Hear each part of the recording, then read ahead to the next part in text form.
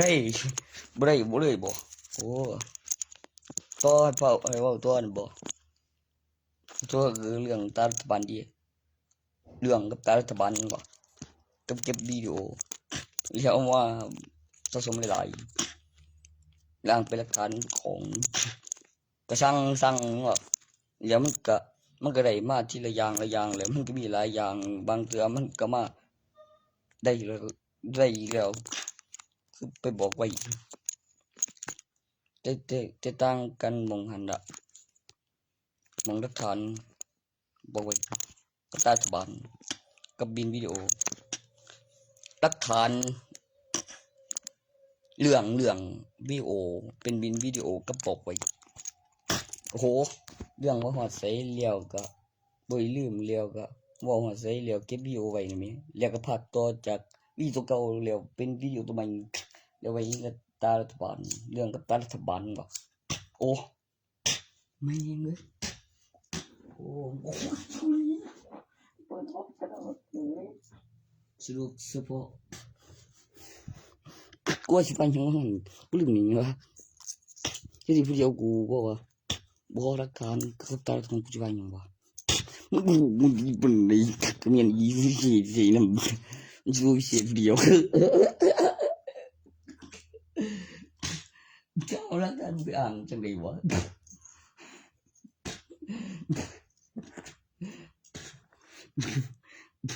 เดี๋ยวหลักฐานกูไปอ่านที่แรกกูสิเหมือว่าบ่ว่าบ่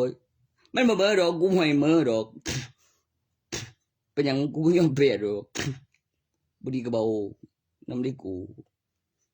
อันนี้ตัวเมียน่ะบ่ไม่เคยมีอยู่ในเกมที่สลักนาราธรที่สลักนาราธรอีกที่สลักนาราธรอีกก็ไม่ยังหากันกูจะได้ตัว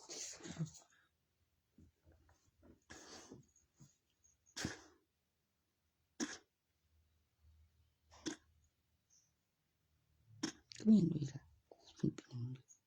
มันเป็นหยังมันเกี่ยวกับเอกสารมีตัวตนมีข้อมูลหลักฐานแสดงกับพยานมีแรงดันเป็นไปการจดจำการพัฒนาต่อกับบัตรประชาชนตัวอักษรเอ่ยชื่อเป็นภาษาอังกฤษคำแปลเมียงบัวไอ้จนเปลี่ยนชื่อมารอจะเปลี่ยนชื่อมารอ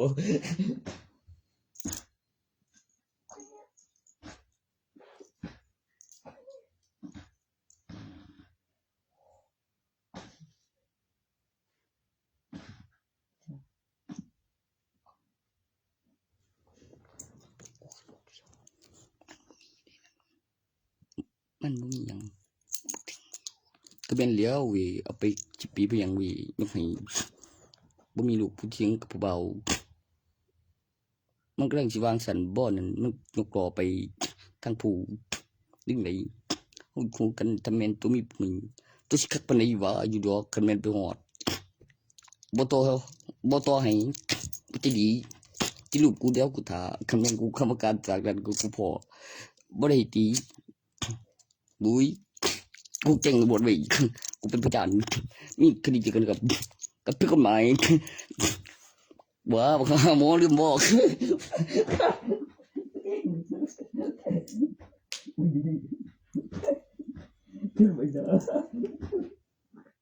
เบงบอก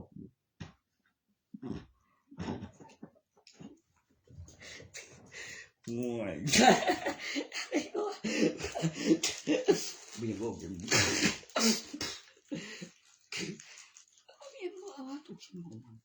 ที่ดี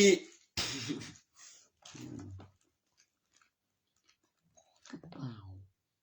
บอก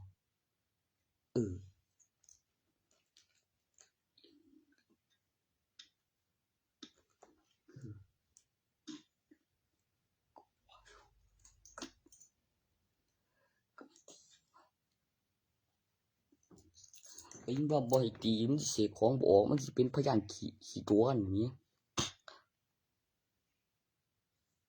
บ่ได้ตีเอาตัวนั้นมันอ้างหลักฐานบินเอากำไรกับตั้งซื้ออีกหัวก็มีวางกับออมหัวก็มีของก็ตั้งราคาของก็กำไร แล้วพิมพ์เอกสาร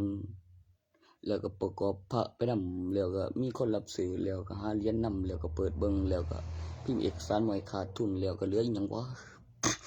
ขั้นตอนของวงจรหลักฐานแสดงกับประจานได้มาย้อนหยังโอ้ก็สมมุติมีเสียอกด้วยสันกับคนบ่มีหนี้แล้วยังตายแล้วมีเงินอีหลีก็บอกว่ายังไม่ขาดทุน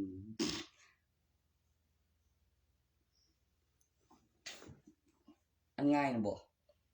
การลงทุนกับสลากกินแบ่งเพื่อให้มีกำไรทุกใบจำนวนหนึ่งแล้วก็การขยับและเคลื่อนที่ของรางวัลด้านหลังของสลากไปที่ผู้เสียนแล้วจุดไหนล่าสุดธนาคารที่สองทุนมาใบละ8แล้วครับใครไม่มีไม่ได้เลยทุนมาใบละ80มีรางวัลทุกใบทุกทีเลยอ่ะเบื่อเรื่องเนี้ยวัวอยู่แต่บ่จะใบขายแบบแต่ว่ามีเสียงใบต่อสายยิ่งขี้ขามดีที่การตรวจมีเสียงใบต่อสายตอนจับรางวัลขยับได้เป็นรางวัลใหญ่กว่าเก่ามีหลายได้มาบ่วะบ่เก็บได้มาดอกต่ำกว่าปีพศ2560ไม่มีเพราะอะไรนะบอกเพราะเคลื่อนราชการเกี่ยวกับผลรางวัลมันเก่าเกินไปแล้วตารัฐบาลยุคสมัยที่มีการอนุมัติจ่ายของรัฐบาลจากสลากกินแบ่งคำนวณตัวที่หาไม่เจอต่ำกว่า2560นั่นนะไม่ต้องแปลกใจเขาเอาไปไว้ขึ้นรูปพระเครื่องแล้วก็มีรางวัลทุกใบแล้วก็ไม่น้อยลงและมีการสะสมการจดจำการพัฒนาของปีพุทธศักราชไม่ก็เอาไปทำอะไรสักอย่างหายไปจากแผ่นดินแล้วต่ำกว่านั้นมีการคำนวณขึ้นมาใหม่ในผลรางวัล6 ล้านบาท80 คูณแสนธนาคารได้2 ล้านในใบ6 ล้านเป็นรางวัลใหญ่เป็นรางวัลที่1จะกิน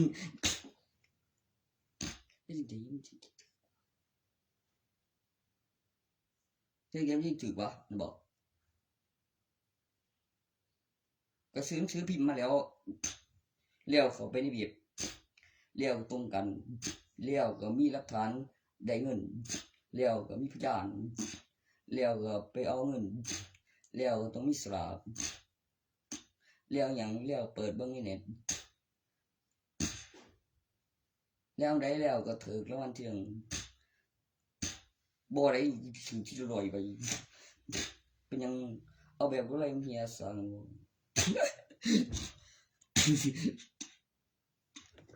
มันหล่นกูเลยหนึ่งผมมีอันสเก็ตไปพันแค่ก็สเก็ตไปพัน18 กิโลสเก็ตไปกิโลไปพัน18 กิโล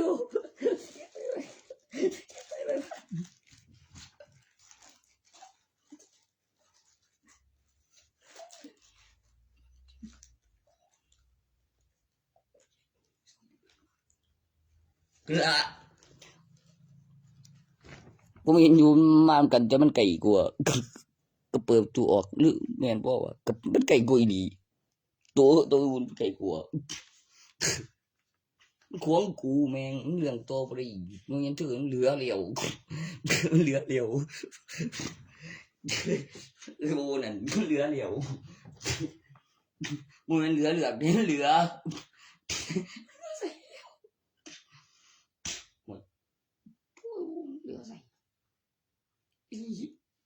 มันมาเก่งงูเหลียวคือแม่นได้อีกเหลียวได้เก่งนำ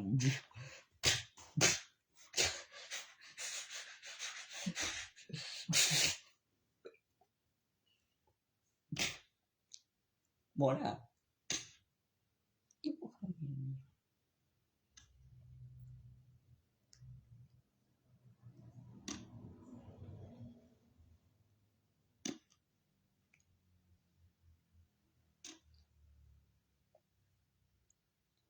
เอาทุกสองนี่โอ้ยอย่าว่าไว้บูเด้คือไอ้โดนแต่เนี้ยแม่นสร้างนั่นนั่นแบบมันโดนเด้เลี้ยวรวยคอย ไอ้ที่นิสัยบ่เจอซื้อบ่ดีแล้วสมัยนี้เรียกเขาเงียบกว่าสัตว์เลี้ยงยังเหมาะสมก็สำนักที่ที่ถึง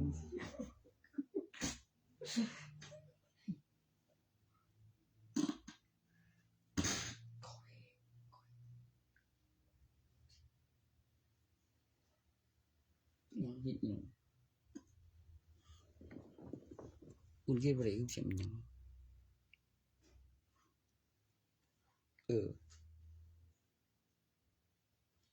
ก็จังกูบอกพูดไปนั่งหนารถกับไอ้จิตทวีมันก็เป็นเสียงมันนี่เพิ่นว่า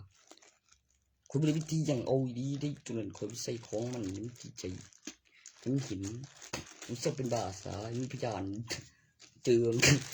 ยังกว่าดีกว่าที่ละมันดีกว่าอีบ่มึงยิงผู้สาวกูกับเมียนัวบ่จะเป็นไปยังไง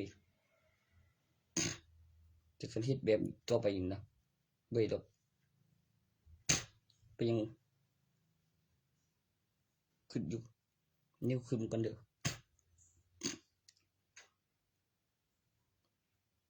บ้ากับเลี้ยวมึงทุกทีย้อนหลังนี่กู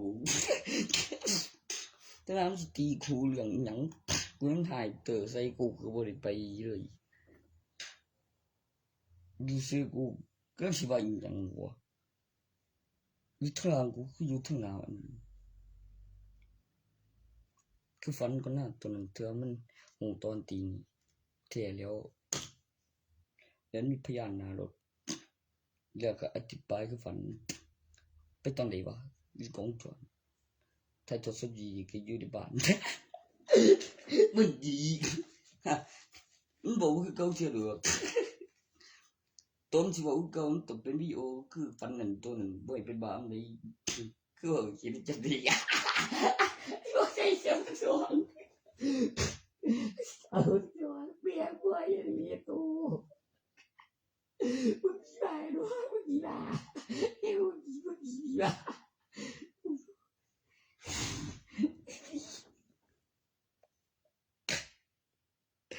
แกบอกอย่างนี้ตื่นอธิบายไปอีหลี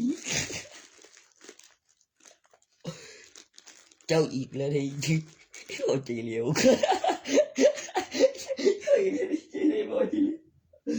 ปีนโยบองเลยฝันนี่สุดจริง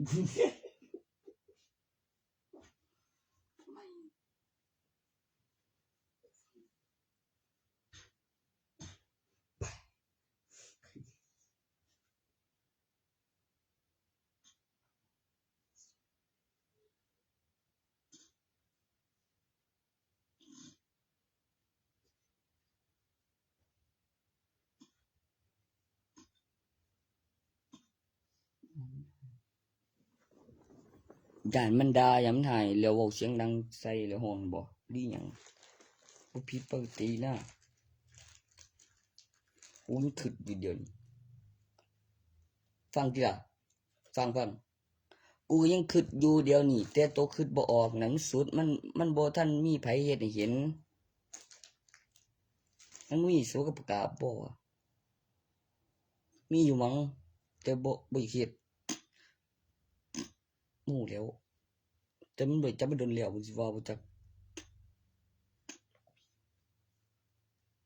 ผมมีอยู่ผมมีครั้งมีสี่มีบ่มีแต่ว่าครั้งมีอยู่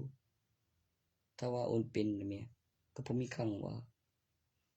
เจ้าสิเอาโอนมาคู่ข้อยอยู่บ่วะบ่มีส่วนคืนอีกตัวเองเบิ่งบ่เหลือมันได้เฮ็ดได้ผู้เดียวบ่ติกับผมแหม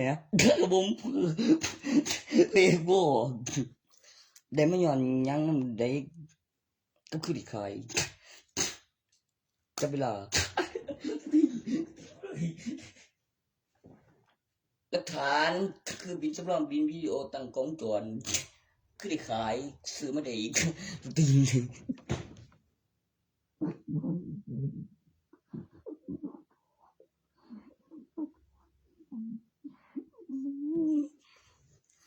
ที่ลินปันสวัสดนั่นคือลินเงินนิ้วสี่ของอีคันแม่นบ่ไปกดออกได้ค่าบำรุงอุปกรณ์แล้วก็ซื้อสลายแล้วเขาคือได้ขายแล้วเครื่องได้ค่ากดออกแล้วก็คือ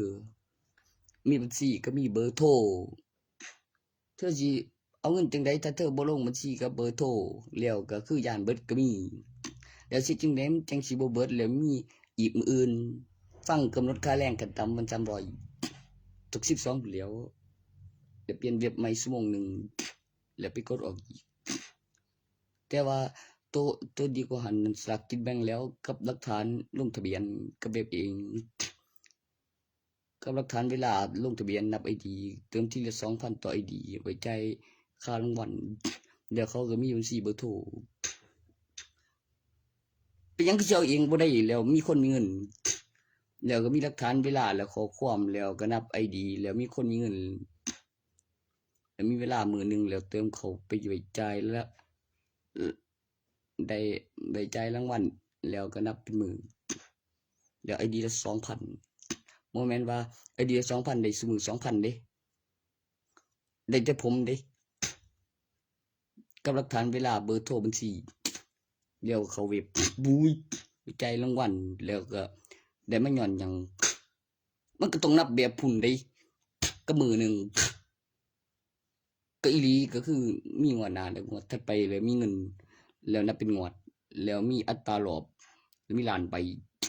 เติมเต็มแล้วนับจำนวนแล้วก็เติมอีกแบบ80คูณแสนทีละ2ล้านอีกกับธนาคารกับมันสิออกตัวใดกับเบิ่งแล้วนี่คือว่าง่ายแท้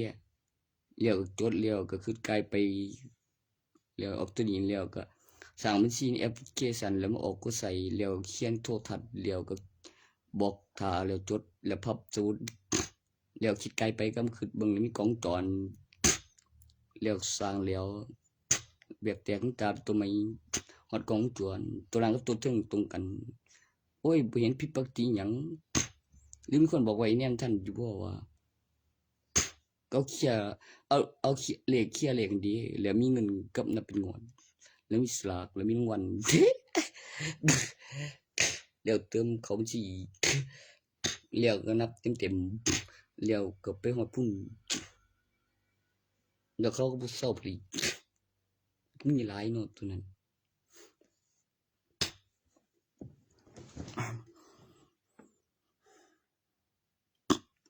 กูได้ยังบ่โอ้เขาคนตีนกูแท้มีหลายอยู่แล้วจะมาเป็นเปรียบเทียนกูได้จะม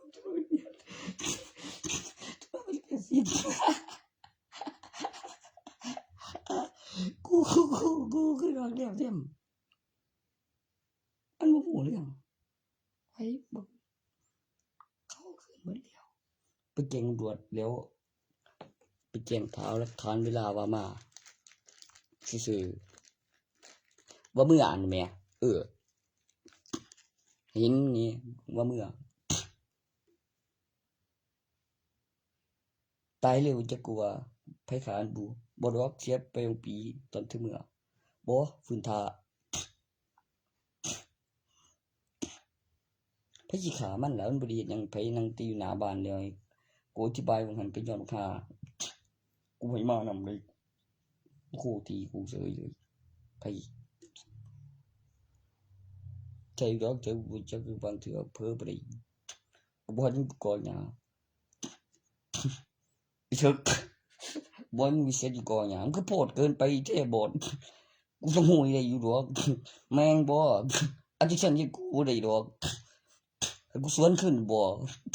เกี่ยวแบบเขาแล้วก็ยังเตะหาออกอีกนำได้จังเงียบเตะเอาออกอีกก็ไม่เงียบแม่บ่เตะหาออกอีกก็ไม่เงียบเขาจะทำยังไงกูอุ้ยมึงคือเกียรถไปอีกด้วยตัวเลือกปืนตอบใจไกลกองหยาบ่เดียว มีแต่สิ่งดีวะกูหน่อยนะอีกจักหน่อยมันมีปากหมดทุกแล้วว่ามีปืนดีสิกูก็มีอยู่ปืนเดี๋ยวกูจัดการก่อนสักนี่บ่เสียไรเดี๋ยวยังไงเบิ่งเดี๋ยวนกลูกสามเดี๋ยวนกลูกสาม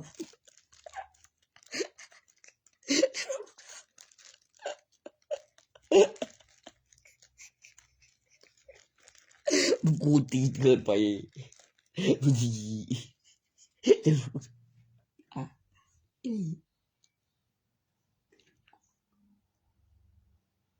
ไม่ยังดอกเดี๋ยวนี้ก็ยังคิดอยู่อย่างนี้ทำไมมึงจะมาห้ามกูไปบ่ได้บ่กูสิเองบ่ได้แล้วก็อีสิ่งไปฉีดแล้วสิ่งที่ก็ได้แล้วกูตาบ่ได้ก็สิบ่เห็นผิดไปอ่านก่อนให้ได้เห็นก่อนเบิ่งตัวสาวไอ้บ่สิได้ความสิ่งดีตัวได้ก็อีจื้อ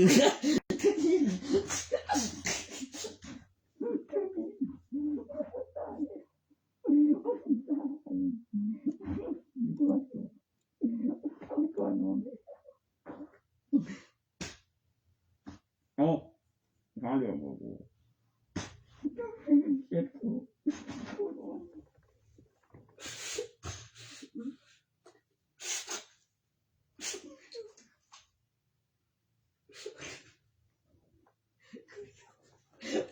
ปอดวัดเกือบแล้ว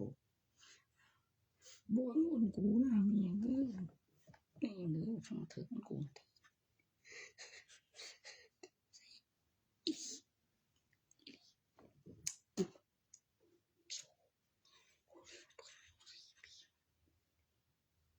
มึงขึ้นข่อยไปอยู่บ่วะข่อยนอนตื่นจังมึงคนบวกนี่เจ้า ก็บ่มีนะ โอ้ผมบอกครับบอกบ่มีครับบ่มียาครับเดี๋ยวแต่ว่ามีเงินซื้อโอ้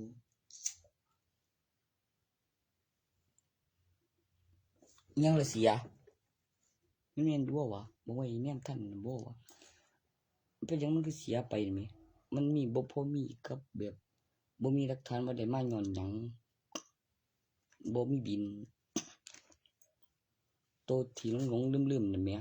แล้วอีกอย่างหนึงเขาบ่ให้ตีเอาโตวตีเขานั่นคือต้องเคลียร์คดีตีกัน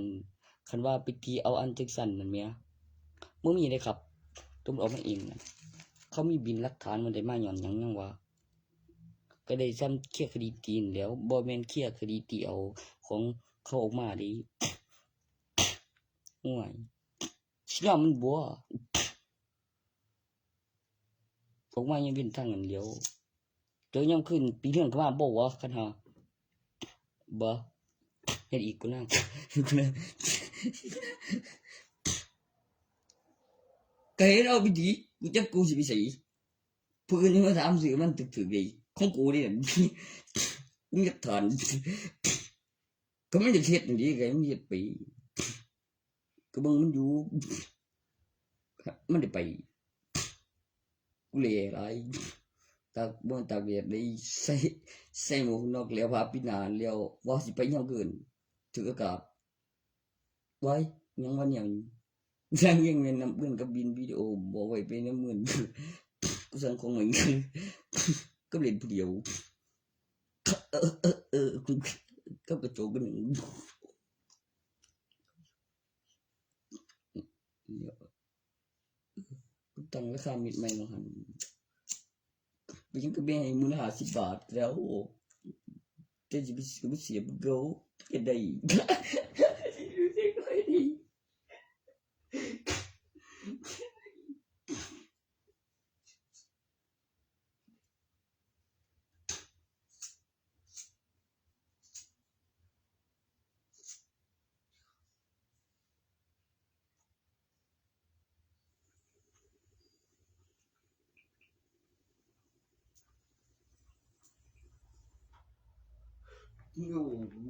nhiều bộ tiền của đi vâm cây cầu vâm cây của gì là giật đi này của này cần men snap này nó bỏ theo đó nó đen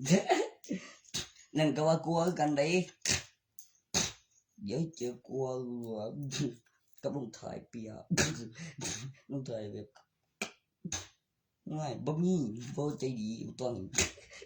บ่มีดอกบ่กินกูดอก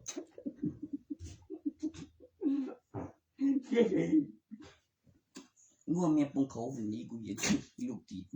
ลูกตีก็มีน้ำ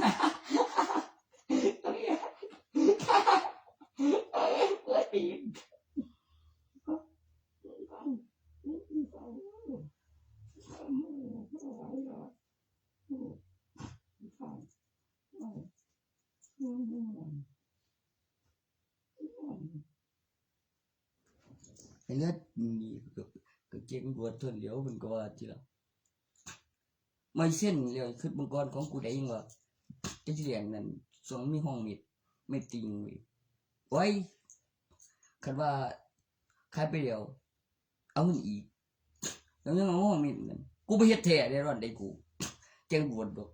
อย่างอื่นอยู่ดอกวีจะไงคำเอาเงินแล้วอย่างหนึ่งมีผลเป็นอย่างคือเม็ดมันหน่อย บ่ตัวนั้นมันก็สิได้แต่เงินแล้วก็ได้เสียไปหลายพุ่นสิว่าเนาะมันก็หลายอยู่แล้ว เขาก็สร้างกีฬากูก็เว้าจนฮอดมีเงินทอนเด้เม็ดมันก็คือปริมาณนั้นแล้วมันก็มีการพัฒนาในเม็ดแล้วมันก็เป็นของใหม่ย้อนมีเงินทอนคล้ายๆซำเดียว คือมีรถก็มีเงินทอนเนี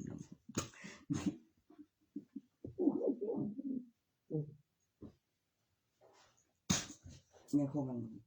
คือวิ่งสั่งกูว่าอยู่จนกูเฮ็ดตัววิ่งเดี๋ยวนี้ก่อนนั้นมีคนเฮ็ดอยู่บ่ว่ามันบีบไผหูอยู่บ่มันเน็บใส่หัวเสียกับรถนะตัวเลขสัมภัยการผลิตของแต่ละหนาอุปกรณ์เน็บนั่นแล้วก็คือราคาของกูซื้อมาต่อก็มีแล้วใส่ข้างไว้อย่าให้ปริมาณของไอเทมลดลงมึงเอาไปห้องมึงบ่ได้ดี นี่อันส่วนในหันคือ HP แต่คือสิบ่ลดลงแล้วบ่ทันได้ใส่แต่มี BP ได้ล่ะมีหล่น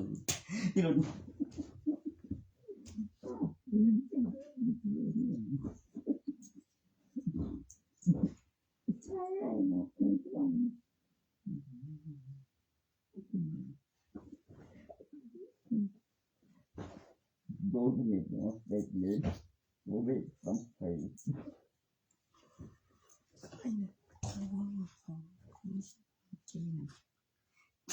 ด้วยไก่จริงด้วย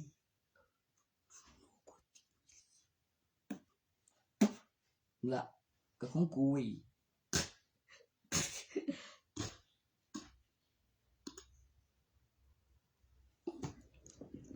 มันสิบ่เขียนให้เฮาบ่ว่ากันวางสันน่ะแม่มันต้องใส่อย่างเนี้ยล่ะกูบ่ต้องไปอีกสิ่งที่ละก็เสือที่สุด กับอีกอย่างหนึ่งเด้อมีกำหนดแล้วก็ผู้หนึ่งแล้วจำนวนแล้วก็หลังๆมากับใครเบิดแล้วบอกก็ทำท่าแสดงนี่คือยิงถอน โอเหลืออยู่อีกโอเหลืออยู่อีก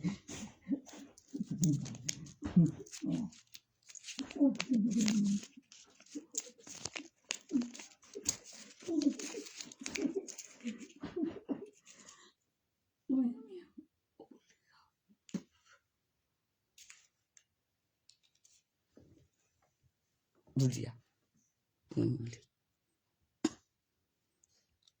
ก็มันมีที่จริงเราเจียวเฮ็ดให้มันเราเจียวเฮ็ดมันหอมมันอัดอากาศมันบ่กินออกดอกเจียวบ่มี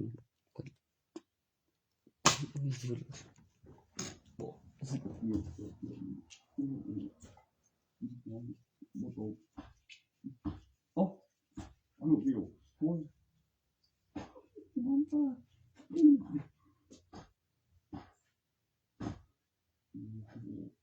เราพูดดีเสียของดูตัวเงินกูพี่ชาย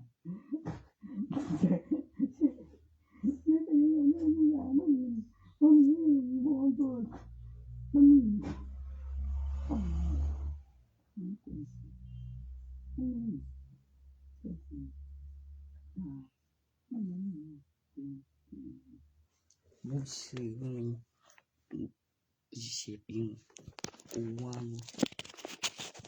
มันยามันก็สิเข้าไปไกลมันเดียวมันมีเดียวมีเงินซื้ออยู่มากเลยจะสิเว้าหาอยู่เดะคือบ่ได้เป็นไรนี่ใช่ปะต้องก็สิพิมพ์มึงสักมึงเก็บส่วนมึงสลายน้ำเหลวกูบ่อยากไปใส่มันลมเหลวมันแล้วกูสิไปอ่างกันได้ซื้อทันเจ็บได้มึงหยังพูดไงบอกมาอีกอันหนึ่งนั่นล่ะตอนสั่งเอาเองไปผู้สร้างจักรวาลนั่นล่ะตอนมึงเข้าไปฟังมึงที่ละในคำแปลเอ้ยเป็นหุ่นยนต์บุไรเสียง